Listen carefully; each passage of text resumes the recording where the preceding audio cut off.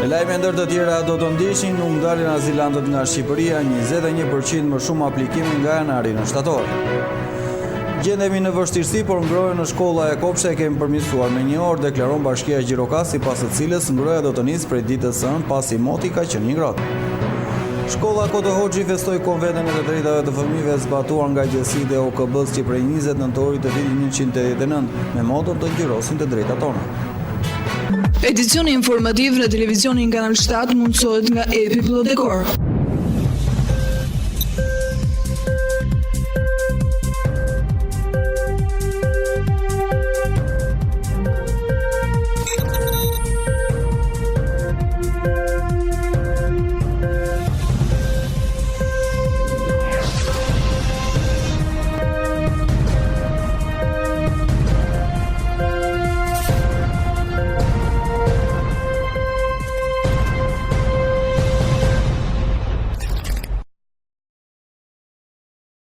Ju përshëndes të nderuar teleshikues të televizionit Kanal 7, jemi në edicionin informativ. Nuk dalin azilantët nga Shqipëria, 21% më shumë aplikime nga janari në shtator.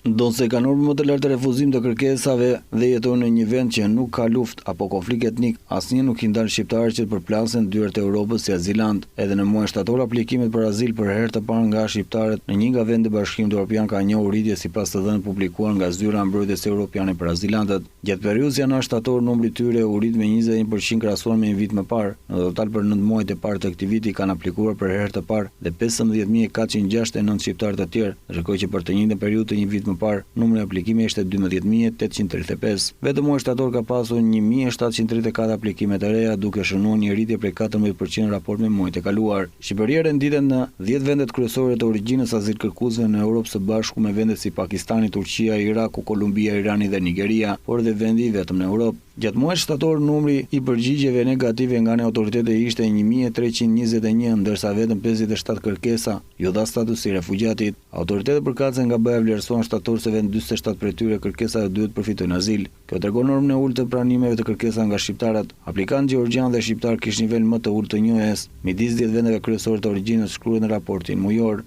Megjithatë ka pasur ndryshime në vendet e ndryshme të Bashkimit Evropian në lidhje me nivelin e njohjes për një vend origjine. Në mes një 10 vendet të origjinës numri më të lartë aplikime në janar-shtator 2019, aplikimet e paraqitura nga sirianët kishin nivelin më të lartë të pranimeve të njohjes së kërkesës me 86%, të ndjekur nga aplikimet turqe 53% dhe aplikantë afgan 48%. Zyra Europiane për mbrojtjen e azilkërkuesve raporton se në muajin shtator ishin 12680 raste në pritje për të marrë një përgjigje. Prej 6430 kërkesa të paraqitura më pak se 6 muaj, ndërsa pjesa tjetër po pret që të shtyrdojnë në një periudhë më të gjatëkohore se aq. Ky është niveli më lart i kërkesave që mbeten në pritje për një përgjigje prej muajit shtator të vitit 2017. Më shumë se gjysmë milioni aplikime u paraqiten në Bashkimin Evropian gjatë 9 muajve të parë të vitit 2019 me një rritje 10% krahasuar me të njëjtën vit më parë. Si më parë, sirianët, afganët dhe venezuelanët kishin numër më të lartë të aplikimeve, duke përbërë 1/4 në të gjitha aplikimet në Bashkimin Evropian. Shumica e vendeve kryesore të origjinës ku bën pjesë Shqipëria kanë parashtruar më shumë aplikime në janar-shtator 2019 në krahasim me të njëjtën periudhë. Shkalla e njohjes së kërkesës azili në Bashkimin Evropian ishte e qëndrueshme me rreth 32% në shtator 2019. Raste pezullimit në shkallë më të parë mbetet të konsiderueshme, përveç saj, shumë aplikime mbeten në pritje të vendim për ankimim apo rishikim deri në fund të qershorit 2019. Gjendemi në vështirësi, por ngrohjen në shkolla e kopshte kemi përmirësuar me 1 orë, deklaron bashkia Gjirokasti, pas së cilës ngrohja do të nisë prej ditës së hënë, pasi deri më tani moti ka qenë i ngrohtë. Gjendemi në vështirësi dhe jemi falenderues motit që ka qenë i ngrohtë pasi rezervat tona janë të kufizuara. Irena Karagjozi, drejtoresha e Agjencisë së Mirëqenies Sociale pranë Bashkisë Gjirokaster, nuk nguron të thotë se edhe pse në vështirësi bashkia po i merr të gjitha masat që ngrohja të mos mungojë. Sipas saj, prej të hënës në 12 shkolla dhe 7 kopshte në qytet, si dhe 17 institucione arsimore, shkolla e kopshte në njësitë administrative të kësaj bashkie, do të nisë shpërndarja e naftës në qytet dhe drurit në njësitë administrative.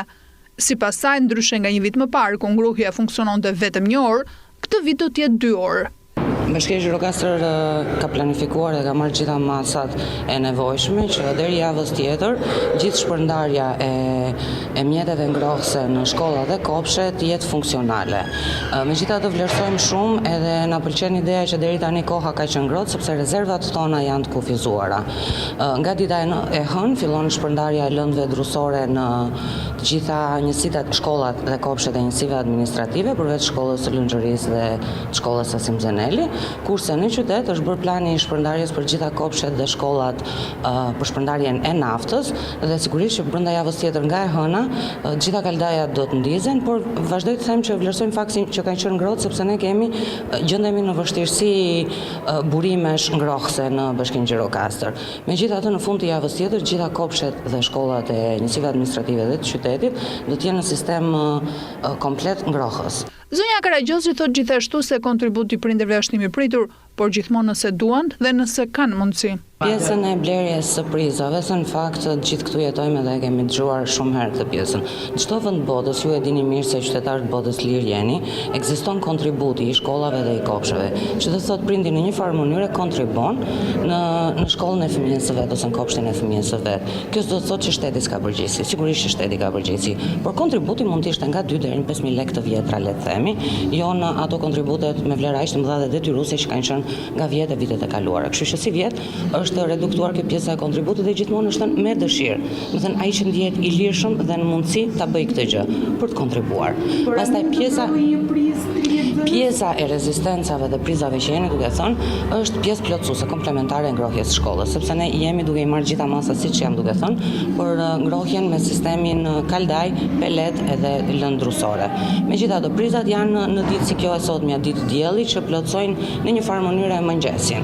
Problemet nuk mbarojnë asnjëherë dhe askush nuk është duke thënë që jemi duke bërë mrekullira, por jemi në një përpjekje të vazhdueshme që të përmirësojmë sistemin e ngrohjes në shkollat, sepse në fakt unë gjykoj që çdo investim që vinte në Gjirokaster dhe vjen në Gjirokaster duhet vinë në fillim për sistemin shkollor, për kopshtet dhe shkollat, sepse kjo është gjëja kryesore që ka nevojë komuniteti, që na prek gjithë dhe nga pak, sepse të gjithë janë prindër dhe nëse fëmia është thotë ose nuk është mirë, sigurisht që shqetësohemi të gjithë. Do të thonë para se të bëjmë çdo investim tjetër, kopshtet dhe shkollat mendoj që janë kryesoret. Dhe kjo është një nga ato përqasjet e reja që Bashkia Gjirokaster ka si vjet. Gjirokastra e Gurit njihet për dimër të ftohtë e me lagështi e ngrohja në kopshte e shkolla ka qenë gjithmonë një problem i mbartur nga viti në vit që nuk ka gjetur zgjidhje. Janë çdo vit të njëjtat pamje të nxënësve me dorashka që përpiqen të ngrohen nga një prizë e siguruar nga prindrit. Nga ana tjetër, Bashkia e Qytetit nuk pretendon se ka zgjidhur problemin, por se e ka përmirësuar atë. Shkolla Koto Hoçi festoi konventën e të drejtave të fëmijëve zbatuar nga gjësitë e OKB-s prej 20 nëntorit të vitit 1989 në moton Gjyrosim të drejtat tona. Shkolla Koto Hoçi në Gjirokaster festoi sot konventën e të drejtave të fëmijëve hartuar e zbatuar nga gjësitë e OKB-s në 20 nëntor të vitit 1989. Gjyrosim të drejtat tona ishte motoja që kishin zgjedhur fëmijët, të cilët me tullumbace në duar tregonin për prindërin e mësues se janë të ndërgjegjshëm se kanë një sër të drejtash që duhen respektuar. Është një aktivitet i arsimit fillon në kuadër të drejtarit të fëmijëve, i cili pali një përfshirje të gjithë fëmijëve të arsimit fillon. Ata në përmjet numërave të ndryshëm përshtollën mesazhe për të drejtat e tyre, për mbështetje nga komuniteti, nga mësuesit, dhe kjo do të bëhet një nismë për të ecur dhe për të edukuar fëmijë me një kulturë evropiane për të ardhmen e tyre. Ju urojmë gjithë vitet të shtuar festën e drejtave të fëmijëve. Printaria e sotshme ditën e 20 nëntorin ditën e të drejtave të fëmijëve ishte idejuar propozim të ardhur për fëmijëve, ideja të ardhur për fëmijëve se si do të ndërtohej, personazhet e të gjithë vitave që në përditshmëria ta lexojnë, marrin kontakte në faqen e librit,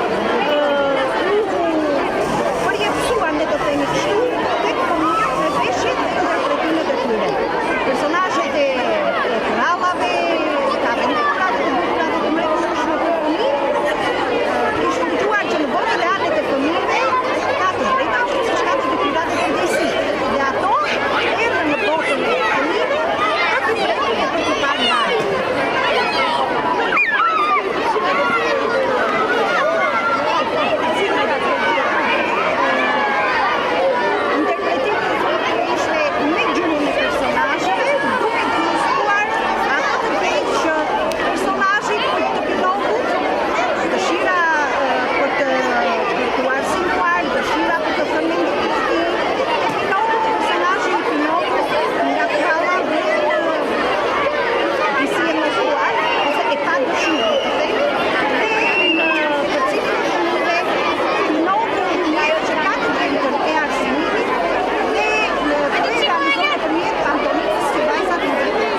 Aktiviteti që konceptuar si një spektakël ngjyrash, aftësisht sportive dhe edukative të fëmijëve.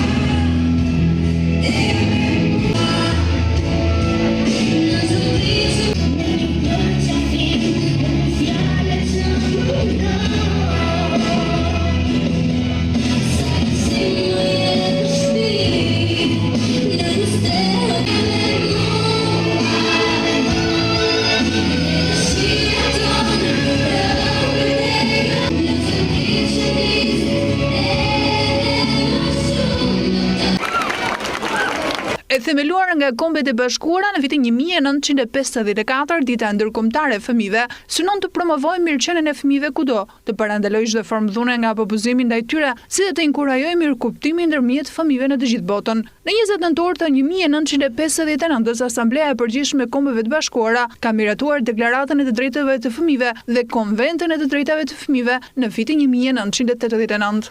Përqendrohemi në këto momente në zhvillimet më të fundit që vijnë nga rajoni dhe bota.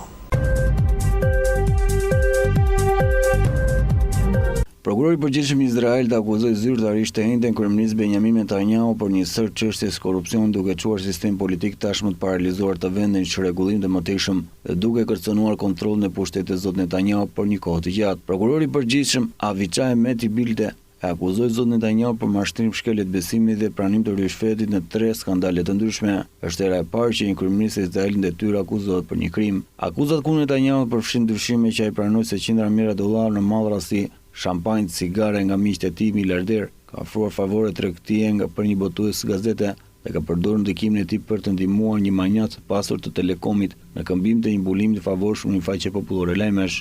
Akt akuza nuk kërkon që zot Netanyahu t'i jap dorëheqjen, por pritet të ushtrojë presion mbi të që të rriqet nga posti. Netanyahu ka quajtur akuzat pjesë e ngjyretësh trikash, duke kritikuar median, policin, prokuror dhe sistemin e drejtësisë.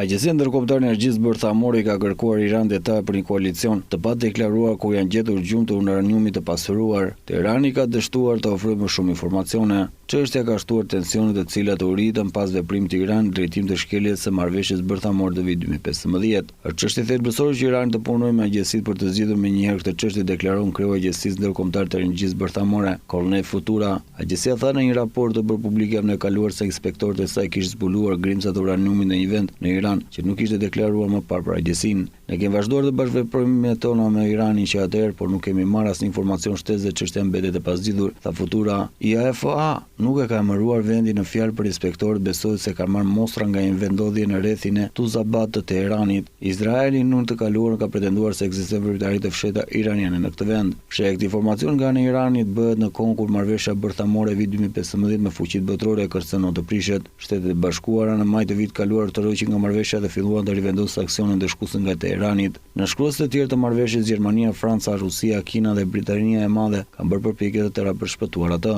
Gjatë muajve të fundit Irani ka shkelur disa pjesë të paktit përmes të cilit ishte angazhuar të zvogëlojë programin e tij bërthamor në këmbim të lehtësimit të sanksioneve.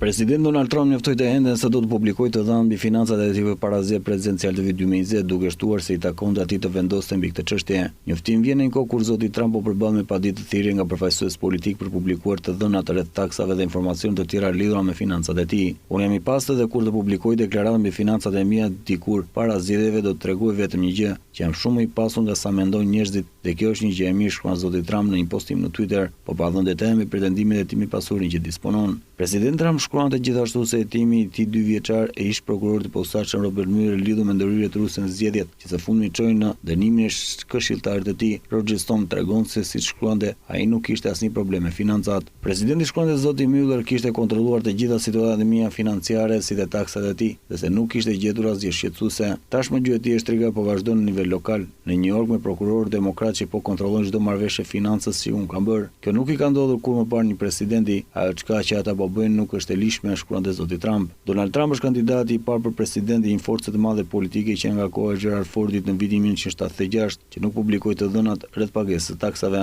Ndërkohë një gjykatë apel në New York mori vendimin që firma e kontabilitetit e të cilave punojnë për një kohë të gjatë në financat e zotit Trump, t'i dorëzojnë prokurorëve të dhënat për 8 vite pagesë të taksave nga ana e zotit Trump. Ish-zyrtari i lartë e Këshillit të Sigurisë Kombëtare tha të njëjtën gjatë dëshmisën procesin hetimor ndaj presidentit Trump, se është një trillim dhe se Ukraina dhe jo Rusia ndërhyrën në zgjedhjet amerikanëve 2016, në të cilat fitoi presidenti Trump. Gjatë dëshmisës së saj përpara Komisionit për zbulimin e dhomës së përfaqësues zonja Fiona Hill kundërshtoi drejt për drejt presidentin Trump, i cili është shprehur ndonjëherë se ekzistonte mundësia që Rusia mund të ketë ndërhyrë në zgjedhje, por se pranoi mohimin nga presidenti Vladimir Putin se Moska pati ndërhyrë për mbështetur zotin Trump. Një telefonatë zhvilluar në 25 korrike, e cila gjetet tashmë në epiqendrën e tij me president Trump, i kërkoi presidentit të Ukrainës Volodymyr Zelensky të na bëjë një favor, duke çelur hetimin për një nga rivalët kryesor demokrat për zgjedhjet e 2020-s, ishën presidenti Joe Biden, si dhe për teorinë e diskredituar që ishte Ukraina që punon në vitin 2016 për të ndihmuar sfidante demokrate e ish sekretare në shtetit Hillary Clinton. Zonja Hill, e cila deri tani në verë drejtore e lartë për Europën dhe Azinë në Këshillin e Sigurisë Kombëtare, tha se bazuar në pyetje deklaratat që kam dëgjuar disa prej jush në këtë komision, duhet të mendoj se Rusia dhe shërbimet e saj të sigurisë nuk zhvilluan një fushat kundër vendit tonë dhe se ndoshta për ndonjë arsye ishte Ukraina që veproi kështu. Ky është një trillim që është incizuar dhe propaganduar nga vetë shërbimet ruse të sigurisë. Duke në pas zhvillimin nga rajoni dhe bota, përqendrohemi sërish me informacion në vend dhe fokusohemi tek sporti. Ekipi luftëtar do të përballet nesër transfer ndaj ekipit të flamurtarit, një ndeshje mjaft e vështirë për ekipin bluezi. Trajneri grek Marantas kanë thënë se është ndeshja më e vështirë e kampionatit pasi luftëtari është një rival direkt për mbijetesë. Për mua nuk ishte e mirë ndërprerja e kampionatit. Αλλά πάντα όμως, γιατί είχαμε βρει ένα ρυθμό, έχουμε βρει ένα ρυθμό. Por gjithmonë se kisim gjetur një ritëm të mirë.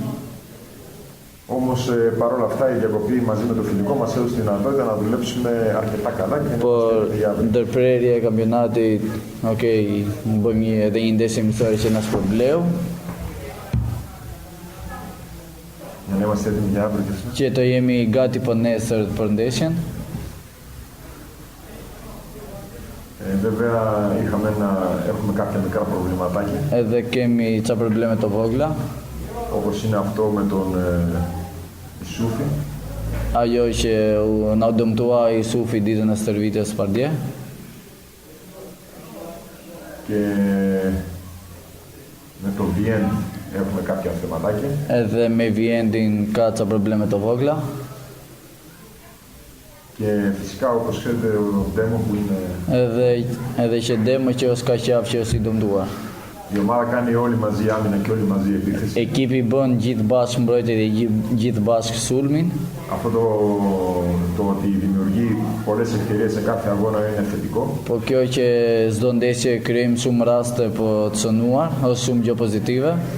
Με το ίδιο πάθος που κάνεις άμυνα πρέπει να έχεις το ίδιο πάθος για να πετύχεις γκολ. Me gjithë atë dëshirë që bëjmë mbrojtje nëse njëjtë gjë, me gjithë atë dëshirë do të bësh edhe sulmi që të krijos golin. Αυτό λέω στους παίκτες κάθε φορά που πηγαίνουμε μπροστά στην αντίπαλη αιστεία. Atë I them lojtarëve sa herë që shkojmë te porta e kundërshtarit. Από εκεί και μετά είναι και θέμα τύχης και ικανότητας. Pastaj është edhe çështje fati edhe në individi. Ο Βιέντε έχει παίξει αρκετά παιχνίδια μαζί. Viendi ka zhvilluar shumë ndeshje në formacion bazë. Δεν έχει πετύχει γκολ. Nuk ka shënuar akoma. Δεν λέω ότι φταίει αυτός. Nuk them që e ka fajin ai. Απλά έχασε τη θέση του από την ενδεκάδα. Por humbi vet në 11 që tjetë formacion, pozicioni. Γιατί οι παίκτες που παίζουν σε αυτή τη θέση Se lojtarë që luajnë atë pozicion tani, είναι πιο και στην προπόνηση, edhe në stërvitje, αλλά και στους αγώνες, edhe në ndeshje, κάνουν πιο δυνατά άμυνα και πιο δυνατά επίθεσή τους. Janë më të fortë në mbrojtje dhe janë më të fortë në sulm. Αυτό δεν σημαίνει ότι βγαίνει δεν θα ξαναπαίξει. Kjo nuk do thotë që Viendi do luaj prapë në formacion. Εμείς θέλουμε σε αυτό το παιχνίδι να Ne duam në këtë ndeshje συνεχίσουμε të όπως πριν τη διακοπή. Të vazhdojmë të njëjtën ritmin të vazhdojmë prapë të njëjtin ritmin që kisim para se ndërpritjes së kampionati. και εγώ και οι παίχτες, αλλά πιστεύω και ο κόσμος όλους. Edhe unë edhe lojtarët, po edhe tifozët, Θέλουμε το θετικό αποτέλεσμα από αυτόν τον αγώνα. duam që të marrim rezultatin pozitiv. Atë, po. Përqendrohemi këto momente tek parashikimi i motit, ku grafika na njeh me motin për ditët në vijim.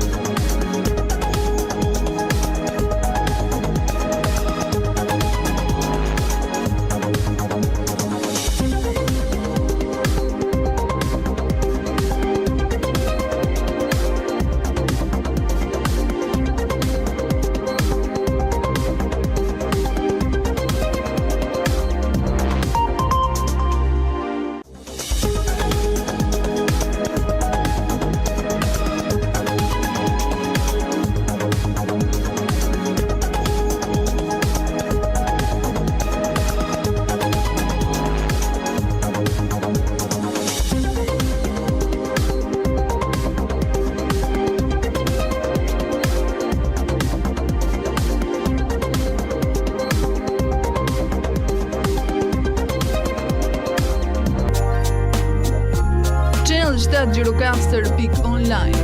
Faqja e zërit ton të përbashkët.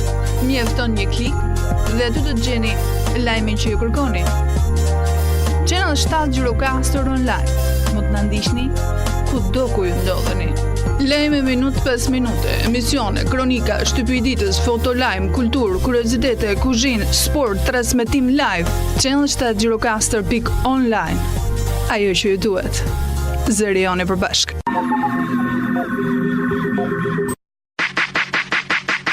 Me parashikimin e motit kemi mbyllur edhe këtë edicion informativ këtu në televizionin Kanal 7 në shoqërinë e program në vijim bashkë, mirupafshim.